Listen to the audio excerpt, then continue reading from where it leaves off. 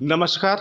TV 9 digital में आपका स्वागत है। हमारे साथ हैं बिहार के यंग डायनेमिक कद्दावर नेता, जी हाँ, एलजेपी रामविलास कह सकते हैं, जिस पार्टी को ये लीड कर रहे हैं। और आप अक्सर इनकी बात सुनेंगे, ऐसा लगता है कि विपक्ष की पूरी भूमिका में यही खड़े हैं।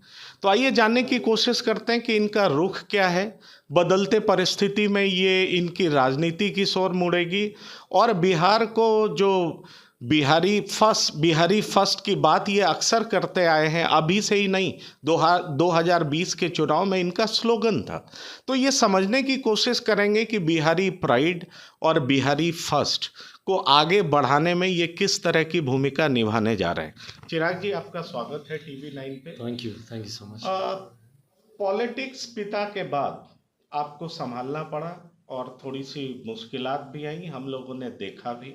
लेकिन उसके बाद क्या आप और भी मजबूत हुए हैं, या लगता है कि ये हिंड्रेंस क्रिएट कर रहा है बिहार की घुमावदार राजनीति में? पापा कहते थे जो होता है अच्छे के लिए ही होता है, और आज I think 2 years down the line पापा के जाने के बाद कई उतार चढ़ाव, व्यक्तिगत तौर पर हो, राजनीतिक तौर पर हो, पर्सनली प्रोफेशनली कई उतार चढ़ाव मैंने इन 2 सालों में मैंने अनुभव किए। बट इन 2 सालों के बाद इतना ज़रूर कह सकता हूँ कि इसने मुझे और मजबूत ही बनाया है, और निखार ही आया है मेरे कार्यों में। मेरी पार्टी और मजबूत हुई है। सो पापा was right when he said कि जो होता है अच्छा ही होता है। 2020 में तो आपने अपनी ताकत का एहसास करा दिया था, लेकिन तब एलजेपी एकजुट थी। आपको लगता है कि एलजेपी में दो फाड़ होने के बाद आपकी ताकत घटी है? आपकी आपकी बातों में दम तो वही दिखाई पड़ता है, क्योंकि आप अकेले ऐसे नेता हैं जिन्होंने नीतीश कुमार के रथ को रोक दिया था। नंबर 1 से प्रॉबेबली नंबर 3 हो गए। अब आपको दिखाई पड़ता है कि आपकी आवाज़ में वही बुलंदी है, क्योंकि लोगों का साथ उसी तरह का है। भाई पार्टी नेता से नहीं, नीतियों से पहचानी जाती है। आई थिंक आइडियोलॉजी सबसे ज़्यादा महत्वपूर्ण होती है किसी भी राजनीतिक दल को स्थापित करने के लिए। आज अगर आप कांग्रेस की बात करें या बीजेपी की बात करें, तमाम ऐसे राजनीतिक दल हैं जो अपने सिद्धांतों पर, अपनी आइडियोलॉजी पर जनता के बीच जाते हैं। जनता उनको पसंद करे नहीं पसंद करे, वो जनता का विषय है। ऐसे में मुझे लगता है पार्टी की टूट के बाद जिस तरीके से 2 हिस्सों में पार्टी बटी, पर उसके बाद आइडियोलॉजी पर या पार्टी की नीतियों पर जिस तरीके से आज की तारीख में लोक जनशक्ति पार्टी रामविलास को और बिहार फर्स्ट, बिहारी फर्स्ट को जनता का समर्थन मिलता है, ये मेरे विश्वास को बढ़ाता है कि इन 2 सालों में यकीनन पार्टी और ज़्यादा मजबूत हुई है।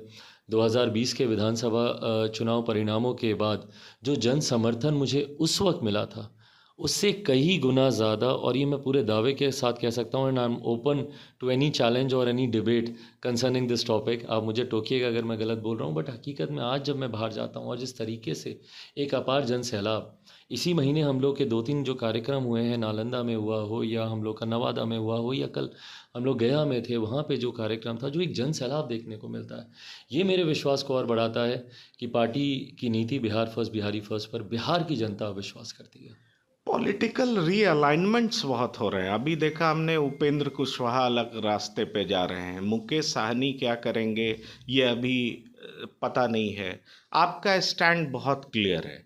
ऐसे में बिहार की राजनीति में जिस तरह का टर्मोइल हो रहा है, कौन किसके साथ जाएगा, कौन किसके साथ नहीं जाएगा, इससे आपको ये नहीं दिखाई पड़ता कि जो रूलिंग पार्टी है, मतलब जिसके चीफ मिनिस्टर हैं, वो किधर होंगे, उसी को लेकर सस्पेंस बरकरार रहता है हमेशा। इससे बिहार के डेवलपमेंट पे कितना असर पड़ता है? I think my chief minister's been the trigger point for this turmoil. उन्होंने इसकी शुरुआत की है, और पिछले 8-9 सालों में जितने अलायंस मेरे मुख्यमंत्री ने बदले हैं, ये मुझे लगता है बिहार के इतिहास में पहली बार ऐसा देखा गया होगा कि कोई अपनी विचारों से, अपने सिद्धांतों से इतना समझौता करे। और आज जब ये नेता किसी राजनीतिक मंच पर खड़े होकर जब ये बोलते हैं कि संविधान की हत्या की जा रही है, लोकतंत्र खतरे में है, सही मायनों में अगर लोकतंत्र की हत्या देखी जाए तो ये इन्हीं के द्वारा की गई है। भाई जनादेश का अपमान करना लोकतंत्र की हत्या होती है। 2015 में जनादेश महागठबंधन के लिए था, 2017 से इन्होंने सरकार चलाई एनडीए के साथ।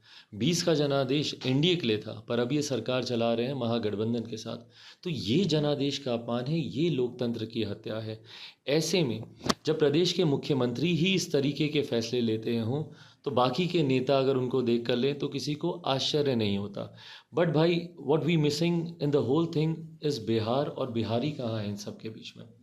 मेरे मुख्यमंत्री कैसे मुख्यमंत्री बने रहें उसके लिए वो मेहनत करते रहते हैं, उप मुख्यमंत्री कैसे मुख्यमंत्री बन जाएं वो उसके लिए मेहनत करते हैं, दूसरे दल के नेता कैसे इसमें आकर बीच में से अपनी मलाई लेके जाएं वो उसके लिए मेहनत करते हैं। तो बिहार और बिहारियों की बात इसमें कौन कर रहा है, ये चिंता का विषय है। आपने हमेशा से ये बात की है, आपको लगता है कि इस चुनाव में आपका जो घटक दल बीजेपी, मैं कहूँगा क्योंकि केंद्र की राजनीति बीजेपी ही कर रही है, तो वो इस बात को समझ पा रही है कि आपकी आवाज़ जो आप बहुत पहले से बोलते जा रहे हैं उसका उसका विश्वास गहराता जा रहा है लोगों के बीच में? भाई to be honest, it doesn't matter या इट डजेंट बॉदर्स मी कि कौन सा दल मेरी आवाज़ को समझ पा रहा है नहीं समझ पा रहा है, जब तक बिहार की जनता मेरी बातों को समझ पा रही है। मेरे लिए प्राथमिकता वही है। बिहार की जनता की वजह से ही आज मैं हूँ जो हूँ, और उन्हीं के लिए ही मैं राजनीति में आया हूँ। एक विकसित राज्य बनाने की सोच के साथ में आया हूँ। आप जानते हैं भाई, मैं पिछले प्रोफेशन में था 2 4 5 साल, और वहाँ पे मुंबई में काम करता, अपने लिए एक डिसेंट नाम वहाँ पे ही बना लेता। बट वहाँ पे जिस तरीके से बिहारियों को अपमानित किया जाता है, बिहार के गौरव, बिहार की अस्मिता की ये लड़ाई है भाई। बिहारी शब्द को गाली बना दिया गया। मेरी लड़ाई उस पहचान को वापस लेकर आने की है। तो ऐसे में कोई राजनीतिक दल मेरा साथ दे, भाई अगर मुझे साथ ही चाहिए होता, या मुझे सत्ता की राजनीति करनी होती या सुख आराम की राजनीति करनी होती, मैं पिछले 2020 में नतमस्तक होता मुख्यमंत्री जी के सामने। मेरे 2 मंत्री बिहार में होते, मैं खुद आज केंद्र सरकार में मंत्री बना होता। बट मेरी वो लड़ाई ही नहीं है, मेरी वो महत्वाकांक्षा ही नहीं है। I come from a family where I have seen everything. My father has been minister in practically with all the prime ministers after VP Singh ji. So मेरे लिए वो प्राथमिकताओं में नहीं है।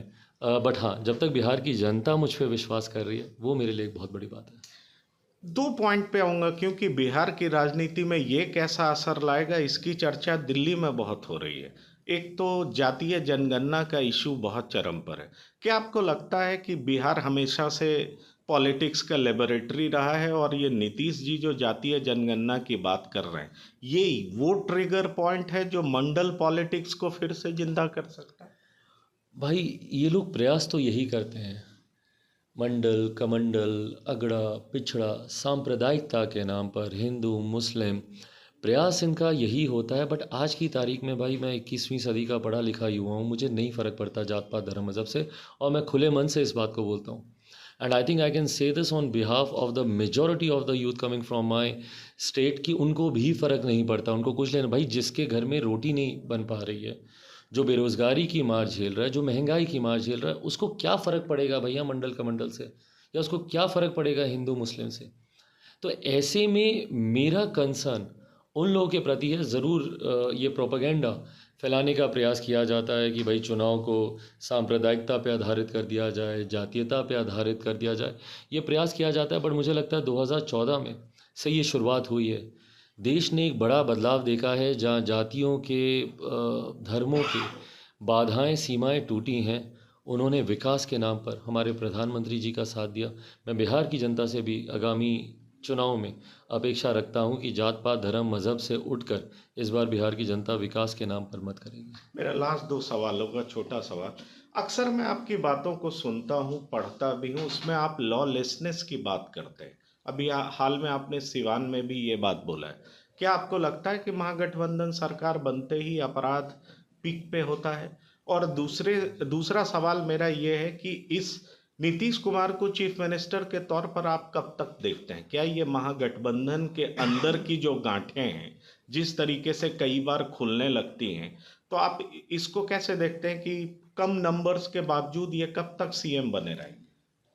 भाई answering the first part of your question, lawlessness तो है, और ये मैं ही नहीं कहता भैया, ये आंकड़े बता रहे हैं। जिस तरीके से आज की तारीख में कोई दिन ऐसा नहीं है, हम लोग जब तक सो कर उठते हैं, बिहार के कितने ज़िलों में ना जाने कितने आम बिहारियों की हत्याएं तब तक हो गई होती हैं।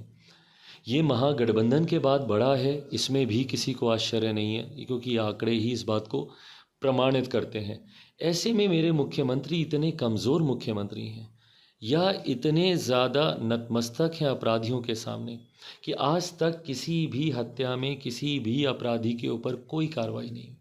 पहली बात तो उन्हें पकड़ा ही नहीं जाता। गलती से अगर पुलिस ने पकड़ लिया तो जांच में तथ्यों के अभाव का हवाला देते हुए उन्हें छोड़ दिया जाता है। आज तक कन्विक्शन रेट लोएस्ट है बिहार में compare to the rest of the country. तो ये लॉलेसनेस क्रिएट मेरे मुख्यमंत्री जी की वजह से ही की गई है। उन्होंने इतना संरक्षण दिया है अपराध और अपराधियों को कि आज उनके चाहने पर भी संभवतः ये कंट्रोल में नहीं आ पाएगा। जहाँ तक रही बात आपके सेकंड क्वेश्चन की, सेकंड हाफ ऑफ इट, क्यों कब तक मुख्यमंत्री रहेंगे? बिहार की जनता ने तो उन्हें 2020 में ही नकार दिया था। वो बात अलग है कि किसी के आशीर्वाद, किसी की कृपा पर वो अभी तक मुख्यमंत्री बने आ रहे हैं और पिछले 3 सालों में 2 गठबंधनों का उन्होंने सहारा लिया मुख्यमंत्री बने रहने के लिए। एनडीए की कृपा पे थे पहले और आज की तारीख में राजद की कृपा पे हैं। बिहार की जनता पे छोड़ दिया जाए तो एक दिन बिहार की जनता उन्हें और मुख्यमंत्री के तौर पर नहीं देखना चाहेगी। बस लास्ट क्वेश्चन, आज बजट डे है, 3-4 ऐसी बातें हैं जिनको लेकर के वो कहते हैं कि केंद्र सरकार हमें फॉलो कर रही है। एक तो वो जल नल मिशन की बात करते हैं, साथ ही साथ इलेक्ट्रिसिटी की बात करते हैं, और जीविका को लेके कहते हैं कि ये वर्ल्ड में ऐसा इतना बड़ा कोई समूह है नहीं। आप इन तीनों प्रोग्राम को कैसे देखते हैं और आज के बजट के बारे में आप क्या कहेंगे? क्योंकि राजकोषीय घाटा को कम करने की बात भी बहुत जोर शोर से कही गई। पहली बात तो गॉड ब्लेस केंद्र की जनता, केंद्र की सरकार, अगर वो इनके किसी दिखाए हुए मार्ग पर वो चले। भाई बिहार में जिस तरीके से नल जल योजना को धरातल पर उतारा जा रहा है, नल जल योजना को, मुझे लगता है कि बिहार के इतिहास की सबसे बड़ी भ्रष्टाचार की योजना के तौर पर ये 7 निश्चय उजागर होगा जिस दिन इस योजना पर जांच बैठ गई। बहरहाल वो सेपरेट विषय है कि कौन किसको कॉपी कर रहा है, कौन किसको कॉपी नहीं कर रहा है, पर आज की तारीख में इतना ज़रूर स्पष्ट है कि ये केंद्र सरकार से मेरे मुख्यमंत्री नीतीश कुमार जी के व्यक्तिगत पर्सनल इन्होंने एक ईगो इशू इसको बना लिया, एक ईगो क्लैश बना लिया, जिसका खामियाजा आज मेरा प्रदेश भुगत रहा है। केंद्र सरकार की योजनाएं बिहार में धरातल पर नहीं उतर पा रही हैं। जो राशि आवंटित की जाती है केंद्र के द्वारा बिहार की योजनाओं के सहयोग के लिए, उस राशि को यूज़ नहीं किया जाता। मैंने कल भी इस एक विषय को उठाया था जहाँ पे पोस्ट मैट्रिक जो SC/ST के छात्रों को जो स्कॉलरशिप मिलती है, भाई उसका फ़ंड आप यूटिलाइज़ नहीं कर रहे हैं। उसके फ़ंड को आप डिफरेंट और विभागों में आप बांट रहे हैं पुल पुलिया बनाने के लिए और दूसरे कामों में, जबकि वो भाई स्टूडेंट्स के भविष्य से जुड़ा हुआ विषय है। प्रधानमंत्री आवास योजना को लेकर केंद्र ने अब धीरे धीरे बजट एलोकेट करना बंद कर दिया है बिकॉज उसका यूटिलाइजेशन नहीं हो रहा है। तो ऐसे में जब आप एक तरफ केंद्र सरकार से विशेष राज्य के दर्जे की आप मांग करते हैं और दूसरी तरफ जो ऑलरेडी राहत राशि आपको मिल रही है विभिन्न योजनाओं के तहत, उसका आप इस्तेमाल नहीं करते हैं, तो ये दर्शाता है कि भैया जनता के बीच आप कुछ और दिखा रहे हैं और हकीकत कुछ और है। और आपकी व्यक्तिगत द्वेष की वजह से, आपके पर्सनल इश्यूज़ की वजह से, भाई पर्सनल इशू है मेरे मुख्यमंत्री को मेरे प्रधानमंत्री से, उसको झुटलाया नहीं जा सकता। उनके दिल में इस बात की चुभन है कि एक मुख्यमंत्री देश के प्रधानमंत्री बन गए तो भैया हम क्यों नहीं अभी तक बने, इस बात की चुभन है। बहरहाल उसकी खींच बिहार की जनता से निकालना ये गलत है। आज की तारीख में जो बजट आया है उस पर भी हम लोग पूरा मंथन करके राजकोषीय घाटे को इन्होंने क्या क्या इन्होंने हिसाब निकाला है, कैसे लूट कर जनता को कैसे परेशान करके, और लूट शब्द का मैं इस्तेमाल इसलिए कर रहा हूँ क्योंकि बिजली में लूटा जा रहा है बिहार की जनता को। मेरे मुख्यमंत्री एक ऐसे मुख्यमंत्री हैं जो सार्वजनिक मंच पर खड़े होकर इस बात को बोलते हैं और मेरे ही द्वारा उठाए गए प्रश्न के जवाब में वो ये बात कह रहे थे कि कुछ लोग हैं जो मुफ्त बिजली की बात करते हैं। वो कुछ लोग में चिराग पासवान ही था जिस विषय को हम लोगों ने उठाया था, और उसी मंच से वो कहते हैं आपको पता भी है कि हम लोग कितनी महंगी बिजली खरीदते हैं। भाई क्यों खरीदते हैं? अगल बगल के राज्यों को देख लीजिए, वो किस दर पे बिजली खरीद रहा है और आप किस दर पे बिजली खरीद रहे हैं, और महंगी बिजली क्यों की आप खरीद रहे हैं उसका बोझ आप जनता पे डाल रहे हैं और जनता से आप ज़्यादा पैसा वसूल कर रहे हैं compare to any other state of our country. आप आसपास के जितने भी राज्य देख लीजिए, उड़ीसा जैसे राज्य हों, उत्तर प्रदेश जैसे राज्य हों, उससे कहीं गुना ज़्यादा दरों पर आप बिहार में आप बिजली बेच रहे हैं। तो ये तमाम बातें शायद आप अपने राजकीय कोष को, अपने घाटे को कम करने के लिए आप जनता के ऊपर ज़्यादा बोझ आप डाल रहे हैं, पर ये गलत है। जनता सरकारें चुनती हैं उनकी सहूलियतों के लिए, ना कि उनकी परेशानियों को बढ़ाने के लिए। एक अंतिम आंसर बस छोटा सा, क्या आप साहनी जी की पार्टी और कुशवाहा जी की पार्टी, क्या आप एक ब्लॉक बना रहे हैं और एनडीए में शामिल होंगे, इस तरह की भाई चर्चा? फ़िलहाल ऐसी कोई चर्चा नहीं है और ना मैं सोच रहा हूँ। मैंने बोला मैं अपनी नीति को लेकर स्पष्ट हूँ, मैं अपने टारगेट्स को लेकर स्पष्ट हूँ और मैं अकेले उस पर मेहनत करने में लगा हूँ। धन्यवाद। तो चिराग जी ने बिल्कुल जिस तरीके से साफ कहा कि Bihar first and Bihari first का जो मुहिम है ये इनका जारी रहेगा, और बड़े ही बेबाकी से तमाम मुद्दों पर अपनी बात रखते हुए साफ कह दिया कि कैसे महागठबंधन खासतौर पर नीतीश कुमार का मिस गवर्नेंस बिहार को पीछे धकेल रहा है, और ये इसी नीति पर आधारित पॉलिटिक्स आगे करते रहेंगे और इसको आगे बढ़ाते रहेंगे। TV9 डिजिटल पर फिलहाल इतना ही। आप बने रहिए TV9 डिजिटल पे अन्य खबरों के लिए। धन्यवाद।